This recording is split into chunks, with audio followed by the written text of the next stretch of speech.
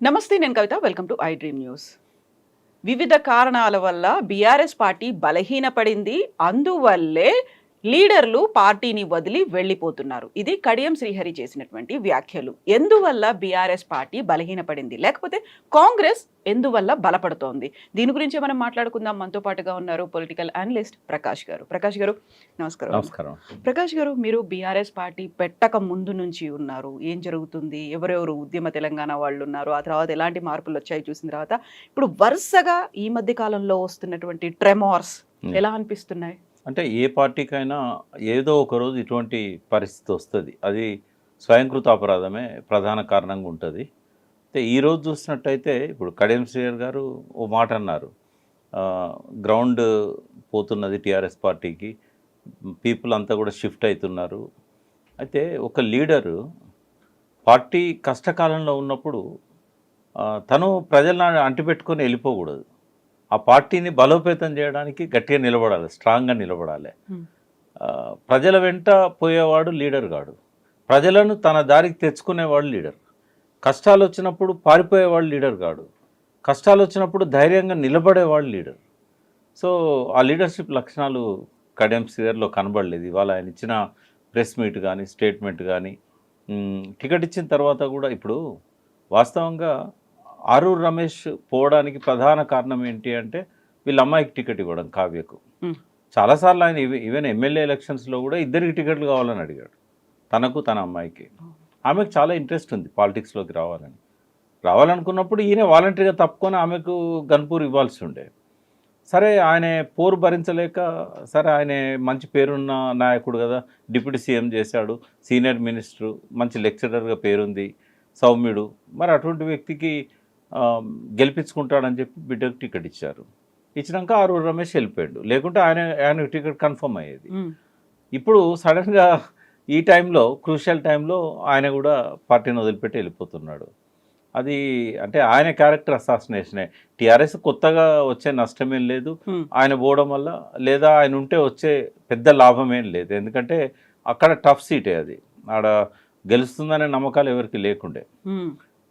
ఆయన కూడా బహుశా టీఆర్ఎస్ తరఫున పోతే నేను గెలవనేమో, కాంగ్రెస్లో పోతే గెలిపించుకుంటానేమో అని అనుకోవచ్చు. ఇవాళ కాంగ్రెస్ టికెట్ వాళ్ళ అమ్మాయికి ఇప్పించుకోవడానికి అది బెస్ట్ ప్లేస్ అని అనుకోవచ్చు.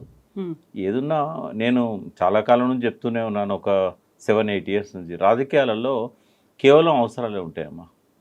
కృతజ్ఞత ఉండదు, ఏది ఉండదు, ఓన్లీ అవసరాలే ఉంటాయి. ఆ అవసరాలు పదవి కోసం కావచ్చు, అవసరాలు డబ్బు కోసం కావచ్చు, ఆ అవసరాలు ఇంకేదన్నా కావచ్చు. వాళ్ళు ఇచ్చే వివరణ వేరే తిరిగి ఉంటుంది, బట్ ఈడెన్ ఎజెండా ఏంటంటే అవసరం. ఆ అవసరం బయటికి తెలవకపోవచ్చు మనకు, బట్ అవసరం అనేది అండర్లైన్ చేసుకోవాలి. ఈ జంప్ అంతా కూడా అవసరాల కోసమే తప్ప వాళ్ళకు నాకు ఈ పదవి ఇచ్చిండు, నన్ను తీసుకొచ్చి ఇక్కడ ఎంపీ చేసిండు, తర్వాత ఉప ముఖ్యమంత్రి ఇచ్చాడు, తర్వాత ఎమ్మెల్సీ ఇచ్చాడు, తర్వాత ఎమ్మెల్యే ఇచ్చాడు, ఈ కృతజ్ఞతలు ఏమి పాలిటిక్స్లో కడియం శ్రీహరి లాంటి వాళ్ళకే కృతజ్ఞత లేనప్పుడు ఇంకా ఈ రాజకీయాలలో ఎవరికి ఉంటుంది? ఆయనకు ఒక మంచి పేరుంది, అటువంటి వ్యక్తే ఇట్లా దిగజారినప్పుడు అవసరం కోసము ఇంకా రాజకీయాలలో ఎవరి గురించి మాట్లాడుకుందాం మనము? కేవలం వాళ్ళ గురించే కాదు, వాళ్ళ చుట్టూ ఉన్నటువంటి అనుచరులు కావచ్చు, లేకుంటే వాళ్ళ కుటుంబ సభ్యులకు కావచ్చు, వాళ్ళకు కూడా గౌరవం ఇవ్వడమే కాదు, పదవులు కూడా ఇచ్చిన తర్వాత శాశ్వత మిత్రులు ఉండరు, శాశ్వత శత్రువులు ఉండరు అంటారు. ఇక్కడ మిత్రులు శత్రువులు కాదమ్మా, అసాసినేషన్. అంటే తెలంగాణ సంస్కారవంతులకు నిలయం, ఒక మంచి సంస్కృతి సంస్కారము, ఎవరినైనా కూడా అన్న మామ బావ, వాళ్ళు ముస్లిం కానీ క్రిస్టియన్స్ కానీ, ఒక మంచి సంస్కారం, మొదటి నుంచి కూడా ఒక మంచి నాయకత్వం, ఒక కాజ్ కోసం ప్రాణాలు ఇచ్చే ప్రజలు. ఇప్పుడే కాదు, నిజాంకు వ్యతిరేక పోరాట కాలం నుంచి ఈ రోజు వరకు కూడా ఎప్పుడు కాజ్ కోసం నిలబడాల్సి వచ్చినా కూడా అమాయక ప్రజలు కూడా, అనామక ప్రజలు కూడా ధైర్యంగా రోడ్ల మీదకి వచ్చి కాజ్ కోసం డిమాండ్ చేసి అవసరమైనప్పుడు గుత్పలు పట్టుకున్నారు, అవసరమైనప్పుడు తుపాకులు పట్టుకున్నారు. ఒక వేలి ముద్రలు వేసేవాడు కూడా ఒక ప్రముఖ నాయకుడిగా ఎదిగి వచ్చిన సమాజం ఇది. ఒక 100 ఏళ్ల చరిత్రను మలినం చేస్తున్నది వాళ్ళ నాయకత్వం. అది కేసీఆరే కావచ్చు, అది రేవంత్ రెడ్డే కావచ్చు, అది ఇప్పుడు జంప్ చేస్తున్న నాయకులే కావచ్చు, అది బీజేపీ నాయకత్వమే కావచ్చు. ఇక్కడ సంస్కృతిని పాతి పెడుతున్నారు. మనము డబ్బు కోల్పోతే సంపాదించుకోవచ్చు, పేరు కోల్పోతే తిరిగి తెచ్చుకోవచ్చు, ఆస్తులు పోతే తిరిగి సంపాదించుకోవచ్చు, కానీ సంస్కృతిని నాశనం చేస్తే ఆ సమాజానికి మనుగడ లేదు. అదే జరుగుతున్నది ఇక్కడ. సో ఇప్పుడు కడియం శ్రీహరే కాదు, నిన్న కేకే దగ్గర నుంచి సో పిలిచి తీసుకొని వచ్చి ఉద్యమంలో భాగంగా సీనియర్లందరినీ మనం గౌరవించుకోవాలి అనే ఉద్దేశంతో మన పార్టీ వాళ్ళు పర్లేదు మనతోనే ఉంటారు అనే కాన్ఫిడెన్స్ ఉన్నప్పటికీ పక్క పార్టీల దగ్గర నుంచి మన దగ్గరికి వచ్చారు, వాళ్ళకి సముచిత స్థానం ఇవ్వాలి అంటూ అటు పార్టీలోనూ ఇటు పదవుల పరంగా కూడా ఇచ్చిన తర్వాత ఎక్కడ లోపం అనేది కనిపించింది అసలు? అంటే కేకే ఆయన ఇవాళ ఇచ్చిన స్టేట్మెంట్ ఏంటంటే, నేను కాంగ్రెస్లోనే పుట్టాను, కాంగ్రెస్లోనే పెరిగాను, కాంగ్రెస్ నాకు పిసిసి ప్రెసిడెంట్గా అవకాశం ఇచ్చింది, 23 జిల్లాలకు మంత్రిగా ఇచ్చింది, ఎమ్మెల్సీకి ఇచ్చింది, నేను తెలంగాణ కాజ్ కోసం నేను ఇందులోకి వచ్చాను, వచ్చిన తర్వాత కేసీఆర్ గారు దీన్ని ఒక అద్భుతంగా డెవలప్ చేస్తా అన్నాడు కాబట్టి ఆయనతో ఉన్నాను, ఆయన చేశాడు, ఆయన మీద కూడా ఆయన ఒక మాట మాట్లాడాలి. బట్ నా లాస్ట్ మినిట్లో నేను కాంగ్రెస్ కండవ కప్పుకోవాలనుకుంటున్నాను చనిపోయే ముందు, బట్ ఈ టైం నేను డిసైడ్ చేసుకున్నాను అని ఆయన అంటున్నాడు. బట్ నేనన్న అవసరం అనేది ఏదో తప్పకుండా ఉండుంటుంది. అది లేకుండా ఏ నాయకుడు ఏ పార్టీలోకి మారాలని డిసిషన్ తీసుకోడు. ఆ అవసరం ఏందో ఆయన బయటికి చెప్పట్లేదు. బట్ ఒక్కటైతే నేను ఆయన అప్రిషియేట్ చేస్తా, ఆయన హుందాగా పోతున్నాడు. ఆయన ఏమి దూషణ తిట్టడం కానీ లేకుంటే కేసీఆర్ ఇది చేసిండు అది చేసిండు అని కానీ ఏం చేయట్లేదు. కాకపోతే అనాలిసిస్ చేశాడు. ఆయన ఒక సీనియర్ రాజకీయ నాయకుడు, ఆయన కేసీఆర్ క్యారెక్టర్ని అనాలిసిస్ చేశాడు, పార్టీ తప్పులను అనాలిసిస్ చేశాడు. ఇవి మనం మాట్లాడుకున్న వాటికంటే భిన్నంగా ఏం లేవు. మొదటి నుంచి కూడా ఈ డ్రీమ్లో నేను కేసీఆర్ గారి తప్పులు, టీఆర్ఎస్ పార్టీ చేసిన తప్పులు ఏం చెప్పానో సేమ్ యాజ్ ఇట్ ఈస్గా కేకే గారు కూడా చెప్పారు. బట్ ఆయన డిసిషన్ను వెల్కమ్ చేయొచ్చు. ఎందుకంటే ఆయన చనిపోయే ముందు నా సొంత ఇంటికి నేను పోవాలనుకున్నాడు, కాంగ్రెస్ కండవ కప్పుకోవాలనుకున్నాడు. ఎప్పటిదాకా బతుకుంటాడో తెలియదు, 85+. కాబట్టి ఆయన విషయంలో నేను ఎక్కువ మాట్లాడలేను. అంటే వేరే కారణం ఏం లేదు. I respect him. ఎందుకంటే ఆయన విజ్డమ్ కానీ ఆయనకున్న నాలెడ్జ్ కానీ, కేసీఆర్ గారు కూడా ఆయన నేను తక్కువ చేయలేదనే విషయం ఆయనే చెప్తున్నాడు. తర్వాత పోయి డైరెక్ట్ కలిసి మాట్లాడి చెప్పొచ్చాడు కేసీఆర్కి. వీళ్ళలాగా రాత్రిపూట జంప్ చేయలేదు గోడలు. సో ఆయన హుందాగా డిసిషన్ తీసుకున్నాడు. ఆయనకి ఏం అవసరమో తొందర పెట్టిందో నాకు తెలియదు, ఆయన కూడా చెప్పలేదు ఆ విషయం. బట్ ఒకటైతే నేను విత్డ్రా చేసుకోను ఆ స్టేట్మెంట్. ఎవరు పార్టీ మారినా కూడా ఒక హిడెన్ ఎజెండా ఉంటుంది, అవసరం అనేది కేశవరావు గారికి కూడా ఉండొచ్చు. అయితే తెలంగాణ రాష్ట్ర సమితి పెట్టినప్పుడు ఒక ఉద్యమ పార్టీగా మొదలైంది, అందరినీ ఏకం చేసింది, రాష్ట్రం కోసం ఉద్యమించింది. ఆ తర్వాత రాష్ట్రం వచ్చింది కదా, ఇప్పటి నుంచి ఇది ఫక్తు రాజకీయ పార్టీగా మారుతుంది. ఫక్తు రాజకీయ పార్టీ అన్నప్పుడు వేరే వేరే పార్టీల నుంచి అప్పటిదాకా కలిసి రాని వాళ్ళు కూడా వచ్చి జాయిన్ అయ్యి పదవులు పొంది ఇవన్నీ వచ్చిన తర్వాత అప్పుడు ఒక వినిపించినటువంటి కీలకమైన మాట ఉద్యమ తెలంగాణ బ్యాచ్, బంగారు తెలంగాణ బ్యాచ్ అనేది. ఇప్పుడు వెళ్ళిపోతున్న వాళ్ళంతా ఈ బీటీ బ్యాచ్ అనుకోవాలా, ఎలా చూడాలి? అంటే ఒకటమ్మా, ఇక్కడ కొద్దిసేపు మనం మాట్లాడుకోవాలి. అంటే భారతదేశంలో 21వ శతాబ్దంలో ఏ రాష్ట్రంలో లేనటువంటి ఒక గొప్ప ఉద్యమాన్ని ఆ రోజు ప్రజలు నిర్మించారు. అంటే కేవలం కేసీఆర్ ఒక్కంతో అయ్యేది కూడా కాదు. అది కేసీఆర్ ముందు నిలబడ్డాడు. బట్ అంతకంటే 5-6 ఏళ్ళ ముందు నుంచే మేమంతా ప్రయత్నం చేస్తూ వచ్చినాం. జయశంకర్ గారు కానీ, మేము కానీ, విప్లవకారులు కానీ, అనేక విప్లవ సంస్థలు కానీ మా ఎవరితో కాంది ఏంటంటే ఒక నమ్మకమైన నాయకత్వాన్ని ఆయన ఇవ్వగలిగిండు. ఆయన చుట్టూ అందరం ర్యాలీ అయినాం, ఇర్రెస్పెక్టివ్ ఆఫ్ పాలిటిక్స్. పీపుల్స్ వార్లో ఉన్న వాళ్ళు, సదాశివుడు లాంటి పీపుల్స్ వార్ కార్యదర్శి కూడా వచ్చి టీఆర్ఎస్లో జాయిన్ అయ్యాడు. అంటే ఒక ఆకర్షణగా కేసీఆర్ గారు నిలిచారు. అంటే కాళోజీ గారు ఒక మాట అన్నాడు ఆ రోజు. కేసీఆర్ గారు పార్టీ పెట్టే ముందో పెట్టిన తర్వాత మొదటి రోజుల్లోనో జయశంకర్ గారు, అప్పుడు జనార్దన్ రావు గారు కూడా బతుకున్నారు ప్రొఫెసర్, వెళ్ళి ఆయన 2 కాళ్ళకు పాదాభివందనం చేశాడు కేసీఆర్. చంద్రశేఖర్ రాయుడాలే తెలంగాణ ఉద్యమము ఉవ్వెత్తున ముందుకు సాగుతుంది అని అనుకుంటే, ఇది నా వల్లనే అని నువ్వు ఎప్పుడైనా అనుకున్నావు అనుకో, నీ పతనం మొదలవుతుంది. ఇది ప్రజలు ఒక కాజ్ కోసం నీతో వస్తున్నారు, ఇది నా గొప్పతనమే అనుకుంటేవా నువ్వు బోర్లా పడతావు అని చెప్పి ఆ రోజే చెప్పాడు. ఆయన స్పష్టమైన ఆయన తరహా భాషలో చెప్పాడు. అది మనసులో పెట్టుకొని ఉంటే కేసీఆర్ గారు ఈ పరిస్థితి ఉండకపోయేది. రెండవది ఏంటంటే, ఆయన చేసిన మొట్టమొదటి పెద్ద తప్పు, ఈ ఫక్త్ రాజకీయ పార్టీగా నాది మారుతున్నది అని చెప్పడం వల్ల నేను దీన్ని చంపేస్తున్నాను ఉద్యమ పార్టీని అనేది ఒక అపస్వరం దాని వెనకాల వినబడుతుంది.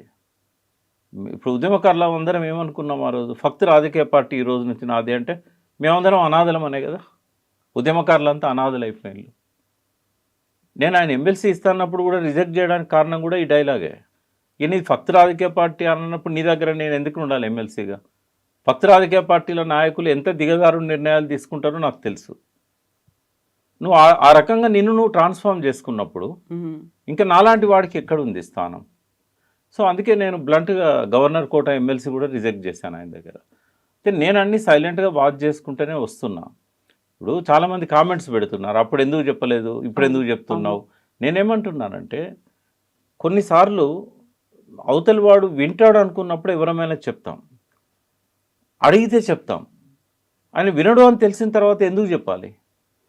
మరి ఇవాళ ఎందుకు చెప్తున్నాం? ఇవాళ ఆయనకు చెప్పట్లేదు, ఇవాళ ఎక్స్ప్లెయిన్ చేస్తున్నాం ఏం జరుగుతున్నది అనేది, ప్రజలకు ఎక్స్ప్లెయిన్ చేస్తున్నాం, ఒక ట్రాన్స్ఫర్మేషన్ ఎక్స్ప్లెయిన్ చేస్తున్నాం.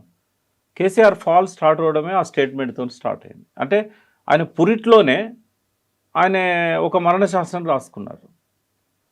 ఎప్పుడైనా కష్టం వచ్చినప్పుడు నిలబడేది, త్యాగం చేసేవాళ్ళు, వాళ్ళందరినీ వదులుకున్నాడు ఒక్క స్ట్రోక్తోని.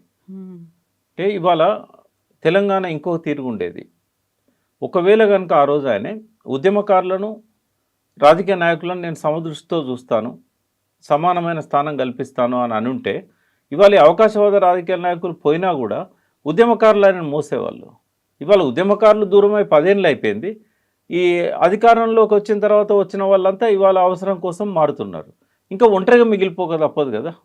ఇక గత చరిత్ర కేసీఆర్ గారిది ఇట్లా కనుక జరిగితే ఇంకేముంటుంది? ఆయన ఒక్కడున్నా మళ్ళీ దీన్ని పునరుజ్జీవింపజేయగలుగుతాడు కావచ్చు. ఒక యాక్సిడెంట్ జరిగిన తర్వాత, అంటే ఒక ఉద్యమం దెబ్బతిన్న తర్వాత ఒక వ్యక్తి మీద అపనమ్మకాలు ఇట్లాంటివన్నీ వచ్చిన తర్వాత ఒక జనరేషన్ మారింది, తిరిగి ఆ నమ్మకాలు రావు. నెక్స్ట్ జనరేషన్కు నాయకత్వం వహించే అంత వయసు ఆయనకు లేదు.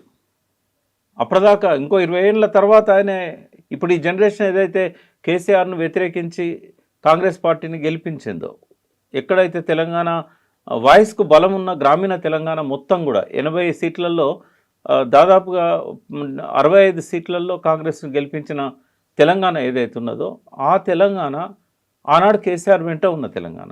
ఇవాళ మళ్ళీ వాళ్ళని నమ్మించాలంటే ఇప్పటి జనరేషన్ పోవాలి, ఒక కొత్త తరం రావాలి.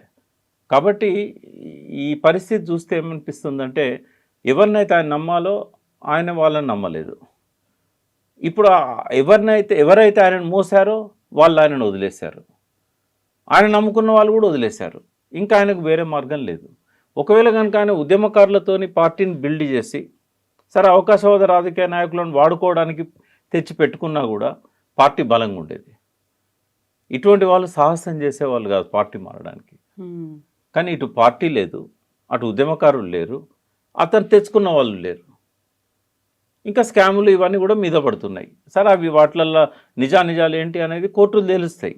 ఇప్పుడు న్యాయస్థానాల్లో ఉన్నప్పుడు ఐ విట్నెస్గా మనం లేనప్పుడు దాని మీద కామెంట్ చేయడం కూడా కరెక్ట్ కాదు. బట్ ఇక ఇది కష్టకాలం. ప్రజల్లో కూడా ఒక డ్రాస్టిక్ చేంజ్ వస్తూ ఉన్నది. ఈ లిక్కర్ స్కామ్ది బాగా ప్రచారమైన తర్వాత ఇవన్నీ కూడా నిజాలు తెలియకముందే దోషులుగా నిలబెడతాయి ఆ కేసులో ఉన్న వాళ్ళను. అది విచారణ జరిగే కాలం ఎప్పుడో తెలియదు, ఈడీ వాళ్ళు ఛార్జ్షీట్ వేసేది ఎప్పుడో తెలియదు, అది ప్రూవ్ అయ్యేది ఎప్పుడో తెలియదు. అప్పటిదాకా జరిగే నష్టం జరిగిపోతుంది. ఆ ప్రజల్లో కూడా ఈ లిక్కర్ కేసు రాకముందు ఏదైతే సింపతి వచ్చిందో కొంత కేసీఆర్ పట్ల, లిక్కర్ కేసు వచ్చిన తర్వాత, కవిత అరెస్ట్ తర్వాత ఆ సింపతి క్రమంగా పోతున్నది. ఇంకో పక్క నుంచి రైతు బంధు ఇట్లాంటివన్నీ కూడా పడుతున్నాయి వాళ్ళ అకౌంట్లల్లో. కాబట్టి ఆ వ్యతిరేకత, కొంత ఏదైతే వ్యతిరేకత వస్తున్నదో, హామీలు నెరవేర్చట్లేదు అనేది, ఆ వ్యతిరేకతను బీజేపీ ఎన్క్యాచ్ చేసుకుంటుంది. ఇవాళ తెలంగాణ రాజకీయ క్షేత్రంలో టీఆర్ఎస్కు ప్రధాన శత్రువు కాంగ్రెస్ కాదు, బీజేపీ. ఎందుకంటే వాళ్ళకు అర్థమైందో కాలేదో, నేను లాస్ట్ టైం కూడా వీడియోలో చెప్పాను. నేను ఒక మోడీ వేసిన స్కెచ్లో భాగంగా ఇక్కడ ముఖాముఖి పోటీలు జరిగినాయి. జరగడానికి కావాల్సిన వాతావరణాన్ని మోడీ క్రియేట్ చేశాడు. తను ఎదుగుతున్న తన పార్టీని కిల్ చేసుకున్నాడు కావాలని. 8 సీట్లకు పరిమితం అయ్యే విధంగా ఆయన తీసుకున్న నిర్ణయమే బీజేపీని చంపేసింది. అది కేవలం ఏంటంటే కేసీఆర్ను రాజకీయ క్షేత్రం నుంచి తుడిచివేయడానికి, బీఆర్ఎస్ అనేది లేకుండా ఉండాలి, ముఖాముఖి కాంగ్రెస్కును బీజేపీకి ఎక్కడైనా పోటీలు ఉండాలి, దేశమంతా కూడా వాళ్ళిద్దరే ఉన్నట్టయితే తెలిసిన శత్రువు రాహుల్ గాంధీ, సోనియా గాంధీ, వాళ్ళతో ఏమీ కాదనే సంగతి మోడీకి తెలుసు. వాళ్ళిద్దరే కనుక అట్లే కంటిన్యూ అయితే నాయకత్వంలో కాంగ్రెస్లో ఒక యంగ్ లీడర్షిప్ లేకుండా ఇంకో 20 ఏళ్ళు అయినా కూడా శాశ్వతంగా బీజేపీ పరిపాలన చేస్తుంది ఇక్కడ. ఉమ్, కాబట్టి కొత్తగా వస్తున్న శత్రువులను మొగ్గలోనే తుడిచేయాలనేది మోడీ ప్లాన్. సో మహారాష్ట్రలో బీఆర్ఎస్ సృష్టించిన సంచలనం, సభలకు వచ్చిన జనం, పార్టీ మారుతున్న నాయకులు, ఇదంతా చూసిన తర్వాత ఆ కాన్స్పిరసీ స్టార్ట్ చేశాడు మోడీ. సక్సెస్ఫుల్గా దాన్ని అమలు చేశాడు. ఆ రోజు కవితను అరెస్ట్ చేయకపోవడానికి కారణం ఏంది అని అంటే బీఆర్ఎస్ బీజేపీ అనే ప్రచారం జరగాలి, ముస్లింలు బీఆర్ఎస్ను వదిలేయాలి. అదే జరిగింది మోడీ స్కెచ్లో భాగంగా. ఈరోజు కవితను అరెస్ట్ చేయడం వల్ల పార్లమెంట్ ఎన్నికల్లో కేసీఆర్ను దూరం చేయాలి. సో 2 రకాలుగా ప్రయోజనం పొందింది బీజేపీ. రేపు 4 ఏళ్ల తర్వాత ఇప్పుడున్న యంగ్ లీడర్షిప్ ఏదైతే టీఆర్ఎస్కి ఉందో, సరే కేసీఆర్ గారు దూరంగా ఉన్నా కూడా హరీష్ రావు గారు, కేటీఆర్ గారు కానీ, ఆ పార్టీలో మిగిలిన నాయకులు కానీ మళ్ళీ జీరో నుంచి బిల్డ్ చేసే అవకాశం వాళ్ళకు ఉంది. ఎందుకంటే ఇక్కడ బలమైన పార్టీ, బలమైన క్యాడర్ ఉన్న పార్టీ బీఆర్ఎస్ఏ అవుతుంది. అంతే, వాళ్ళ నిర్మాణం లేకపోవచ్చు కానీ సభ్యత్వం ఉంది, ఫాలోయర్స్ ఉన్నారు. వీళ్ళందరినీ కూడగట్టుకోవడానికి ఈ నాయకులు ఉన్నారు. వీళ్ళు కనుక కష్టపడ్డట్టయితే రేపు 4 ఏళ్ల తర్వాత అవకాశం రావచ్చు కాంగ్రెస్ను ఓడించడానికి. కానీ ఆ స్థానంలో దూరడానికి బీజేపీ ముందుకొస్తున్నది. ఒకవేళ రేపు పార్లమెంట్ ఎన్నికల్లో బీజేపీకి ఎక్కువ స్థానాలు వస్తే ఈ 2 జాతీయ పార్టీలే ఉంటాయి తెలంగాణలో, బీఆర్ఎస్ ఉండదు. అయితే తన రాబోయే ఎన్నికల్లో తన మనుగడ కోసం ఇవాళ అవసరమైతే పార్లమెంట్ స్థానాల మీద ఫోకస్ చేయాల్సి వచ్చినప్పుడు బీజేపీని గెలవకుండా ఆపడం అనేది టీఆర్ఎస్ భవితవ్యానికి అవసరం. ఇవాళ కాంగ్రెస్ గెలిచినా ఓడినా బీఆర్ఎస్కి వచ్చే నష్టమేం లేదు. ఎందుకంటే జరగాల్సిన నష్టం ముఖ్యమంత్రి కాంగ్రెస్ అయిన తర్వాతనే జరిగింది. ఇంకా మళ్ళీ కొత్తగా ఇక్కడ అసెంబ్లీ ఎన్నికలు రావు, నెక్స్ట్ 5 ఇయర్స్కే వస్తాయి. ఇప్పుడు వాళ్ళు చూడాల్సింది ఏంటంటే బీజేపీకి ఇక్కడ స్థానం లేకుండా చేయడం, ఒక్క పార్లమెంట్ సీట్ కూడా రాకుండా ఆపడం. కానీ వాళ్ళకి ఆ స్ట్రాటజీ ఉన్నట్టు కనబడదు. టికెట్లు ఇచ్చేటప్పుడు జరిగిన తప్పులనే మళ్ళీ కంటిన్యూ చేస్తున్నారు. ఒక్కటి కవిత గారు, ఇప్పుడు డబ్బున్న వాళ్లకు,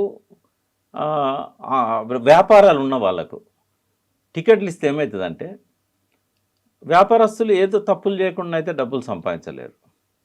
సత్యహరిచంద్రులు ఎవరు వ్యాపారాలలో రాణించరు. ప్రభుత్వం దగ్గర ఉన్న యంత్రాంగం ప్రతి తప్పును కూడా పట్టుకోగలుగుతుంది, స్కామ్లను పట్టుకోగలుగుతుంది.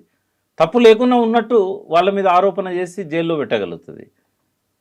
అటువంటి వ్యక్తులకు ఎంపీ టికెట్లు ఇచ్చి గెలవగలిగే మెదక్ లాంటి సీట్లలో వాళ్ళని నిలబెడితే, గెలవగలిగే మల్కాజ్గిరి లాంటి సీట్లలో వాళ్ళని నిలబెడితే రేపటి రోజు గెలిచిన తర్వాత మాయావతి లాంటి వాళ్ళనే కంట్రోల్ చేయగలిగిన మోడీ ఈ వ్యాపార సంస్థలను కంట్రోల్ చేయలేడా? ఈ వ్యాపారస్తులను పార్టీ మార్చడానికి ప్రయత్నం చేయలేడా? అంటే ఒక్కసారి ఇంత అనుభవం జరిగిన తర్వాత, ఇంత దెబ్బతిన్న తర్వాత మళ్ళీ పార్లమెంట్ ఎన్నికల్లో అట్లాంటి వాళ్ళకే టికెట్లు ఇవ్వడం, ఇది ఈ స్వయంకృత అపరాధం మాత్రం శాశ్వతంగా కేసీఆర్ను తెరమరుగు చేస్తుంది. ఎన్నిసార్లు తప్పులు చేస్తే జనము దాన్ని క్షమిస్తారు? చరిత్ర ఎన్నిసార్లు తప్పులను క్షమిస్తుంది? ఆయన తిరిగి తన పాత పద్ధతిలోనే ఆలోచిస్తున్నాడు. ఏంది, డబ్బు ఉన్నోడే నిలబడి గెలుస్తాడా? నిలబెట్టి గెలిపించుకోవచ్చుగా, పార్టీ దగ్గర డబ్బులు ఉన్నాయి కదా, 1000 కోట్లకు పైన పార్టీ అకౌంట్లో డబ్బులు ఉన్నాయి కదా. నీకు ఒక మామూలు ఒక ఉద్యమకారునో, ఉద్యమ నాయకుడినో, ప్రజలలో వ్యతిరేకత లేని వ్యక్తినో, ప్రజలలో రెస్పెక్ట్ ఉన్న వ్యక్తినో, రాజకీయాలలో ఇప్పటిదాకా లేని వ్యక్తినో తెచ్చి నేను నిన్ను గెలిపిస్తా, నువ్వు నిలబడు, ఎందుకంటే నీకు వాల్యూస్ ఉన్నాయి అంటే విలువలు ఉన్న వ్యక్తులు దొరుకుతలేరా కేసీఆర్కు? ఒకవేళ నిజంగానే విలువలున్న వ్యక్తులు రాజకీయాలలో రానన్నప్పుడు, లేకపోతే లేనన్నప్పుడు ఇంకా పార్టీ ఎందుకు? ఏ విలువల కోసం ఈ పార్టీ? ఇది బాగా ఆలోచించుకోవాల్సిన అవసరం ఉన్నది. నేను ఉద్దేశపూర్వకంగానే ఆయన కలవడం లేదు. ఎందుకు అనంటే తన లోపల మార్పు వచ్చిందని తెలిసి మాలాంటి వాళ్ళని ఆయన పిలిచి ఏం చేద్దామనంటే ఏదైనా చెప్పడానికి ఉంటుంది. అని ఆ వాతావరణమే లేనప్పుడు ఏం చేస్తాం? ఇంకా మిగిలి మాత్రం కేశవరావు లాంటి వాళ్ళు చేసేది ఏముంటుంది పార్టీలో? తెలంగాణ ఉద్యమ సమయంలో అందరినీ కలుపుకొని ముందుకెళ్లారు. కేటీఆర్ చెప్పినట్టుగా ఒక నిశ్శబ్దంలోంచి ఒక సునామీని సృష్టించగలిగారు.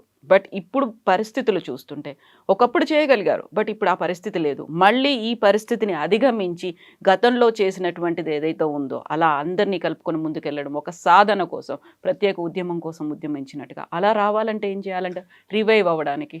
అంటే కేసీఆర్ అనుకుంటే ఆయన ఒక్కని లోపల చూశాను నేను, ఆయన ఏ రకంగానైనా ట్రాన్స్ఫార్మ్ కాగలుగుతాడు. ఇప్పుడు మొదటి టర్మ్లో ఉన్న కేసీఆర్ వేరు, రెండో టర్మ్లో ఉన్న కేసీఆర్ వేరు. ఉమ్, మళ్ళీ ఆయనే ఉద్యమ కాలం నాటి వ్యక్తిగా మారాలి. తన తప్పులను బహిరంగంగా ప్రజల ముందు చెప్పుకోవాలి. ఉమ్, ప్రజలు ఇచ్చిన కాంగ్రెస్కి ఇచ్చిన విజయాన్ని ఆహ్వానించాలి. ఇప్పుడు ఎంపీగా పోటీ చేయట్లేదు కదా, రేపు వచ్చి అసెంబ్లీలో కూర్చోవాలి. కూర్చొని అవసరమైతే మాటలు పడాలి. నాయకుడు అన్నప్పుడు ఎప్పుడు పూలే పడవు, కొన్నిసార్లు రాళ్ళు పడతాయి. తట్టుకోవాలి, ఆ శక్తి ఉండాలి ఆయనకి. అప్పుడే ప్రజలు మళ్ళీ ఆయనను విశ్వసించే పరిస్థితి వస్తుంది. ఎక్కడో గుండె లోతుల లోపల ప్రతి ఒక్కరికి కేసీఆర్ పట్ల ఒక బాధ అవుతుంది.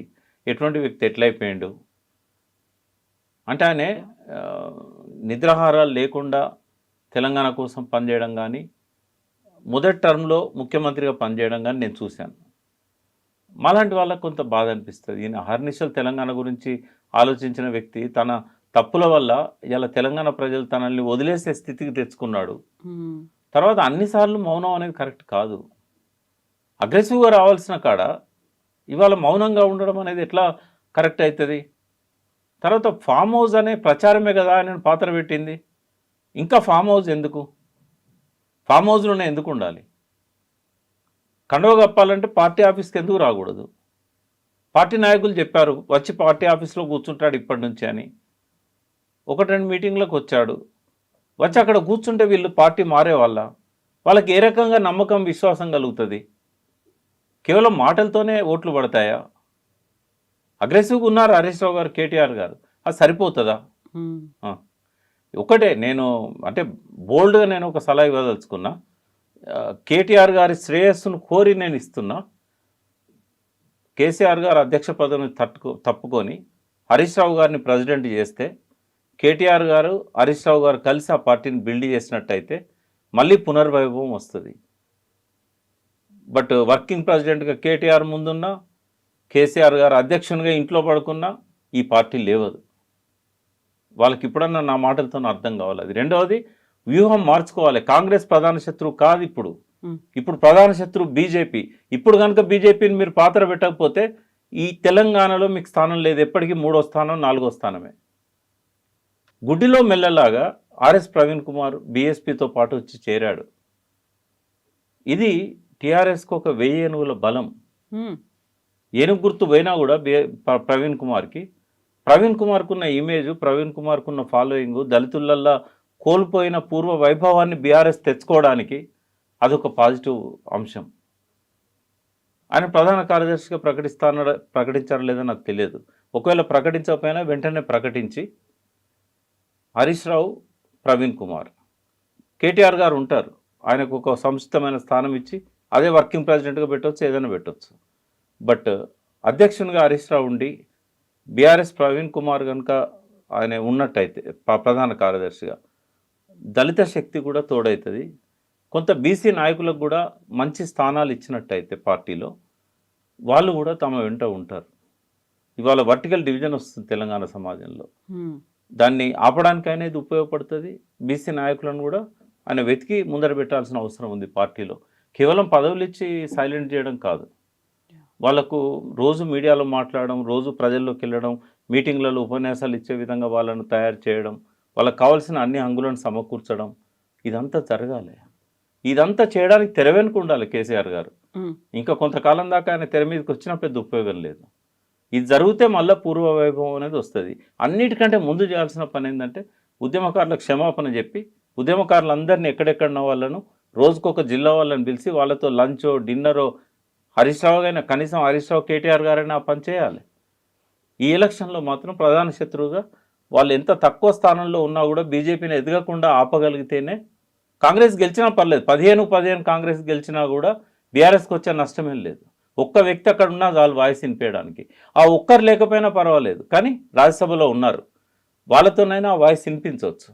కానీ బీజేపీ కనుక ఇక్కడ బలపడితే ఇంకా రాబోయే రోజుల్లో 2 జాతీయ పార్టీలదే ఉంటుంది, ప్రాంతీయ పార్టీ ఉండదు ఇంకా. కానీ తమిళనాడు నాయకులను వాళ్ళ నుంచి మనం చాలా నేర్చుకోవాలి. 63లో ఆఖరిసారి కాంగ్రెస్ అక్కడ అధికారంలోకి వచ్చింది. ఇవాళ 2024 అంటే 61 సంవత్సరాలుగా జాతీయ పార్టీలకు మనుగడ లేకుండా చేసింది తమిళనాడు.